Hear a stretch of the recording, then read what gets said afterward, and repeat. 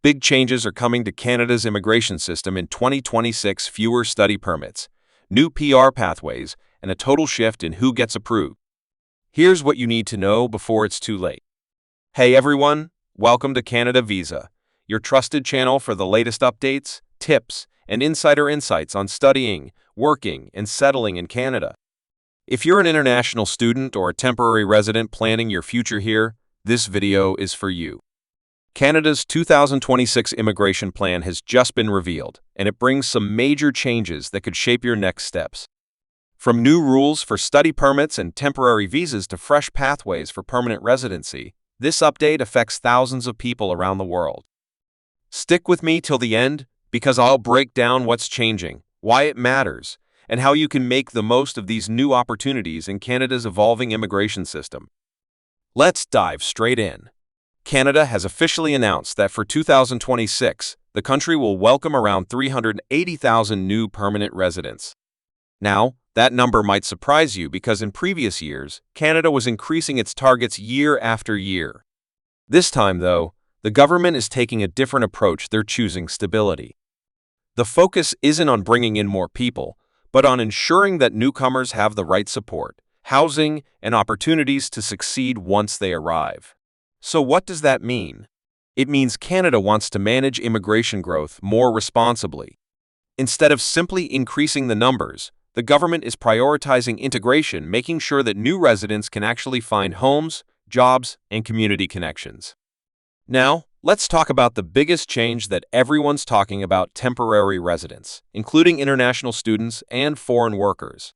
For years, Canada has seen a massive rise in the number of temporary residents. But starting in 2026, the government plans to scale that number back. This doesn't mean Canada is closing its doors.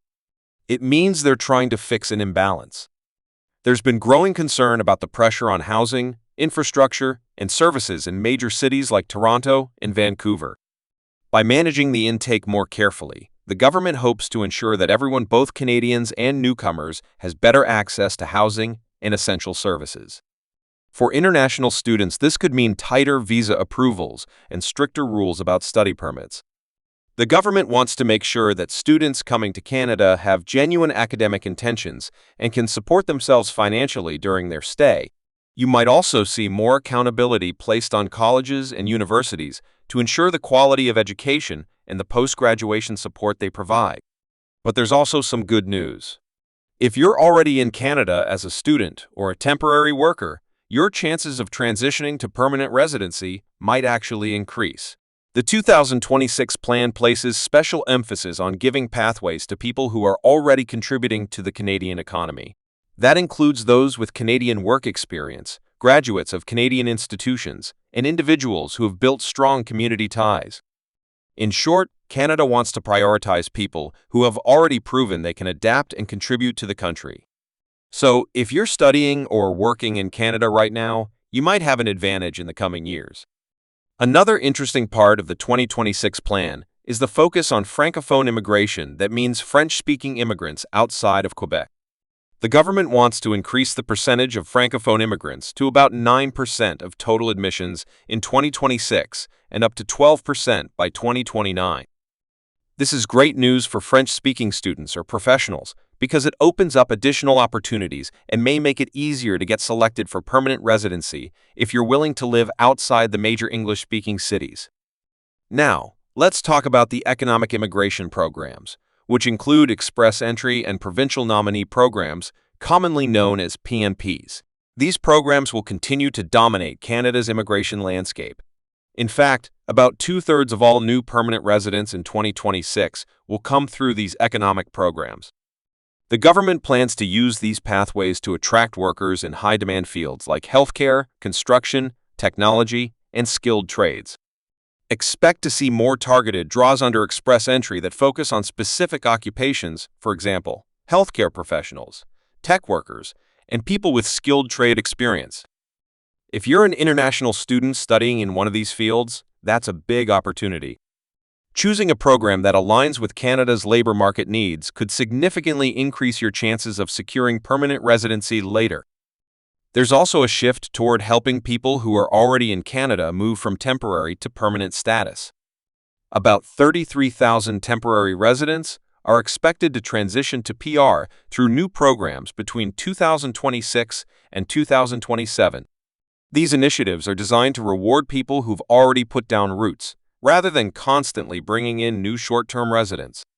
From a policy standpoint, this change makes a lot of sense.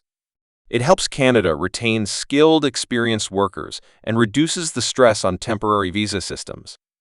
But it also means that if you're applying from outside Canada, the competition might be a bit tougher, so planning early and building a strong profile will be crucial. Now, let's zoom out for a moment. What's really happening here is a shift in priorities. Canada isn't turning away from immigration, it's fine-tuning the system to make it more sustainable. The country still needs skilled newcomers to fill labor gaps, but the government wants to make sure growth doesn't outpace infrastructure. For students and temporary residents, this is a wake-up call to plan smart. Focus on education programs that are in demand. Gain Canadian work experience. Build your network. And if you're already in the country, keep an eye on new PR programs because the next 2 years could open doors that weren't available before. So, what should you do next? If you're outside Canada, start by researching which provinces or regions need your skills the most. Consider applying to smaller provinces with more opportunities and less competition. If you're already studying or working in Canada, stay informed about policy changes and be ready to apply as soon as new transition programs open up. Before we wrap up, here's the key takeaway. Canada is not closing its doors. It's simply trying to balance opportunity with sustainability. The demand for skilled and educated newcomers remains high, and if you plan carefully, the 2026 plan could actually work in your favor. If you found this video helpful, make sure to like it, subscribe to Global Pathways, and hit the notification bell so you don't miss any future updates on studying, working, or settling abroad. Thanks for watching. If you're serious about studying or working in Canada, staying updated on these 2026 immigration changes is a must. Don't forget to like this video, subscribe to Canada Visa Network, and hit that notification bell so you never miss the latest immigration news and tips. Drop your questions or experiences in the comments. I love hearing from you and helping you navigate your path to Canada. Remember, your Canadian journey starts with the right information, and we're here to guide you every step of the way. See you in the next video.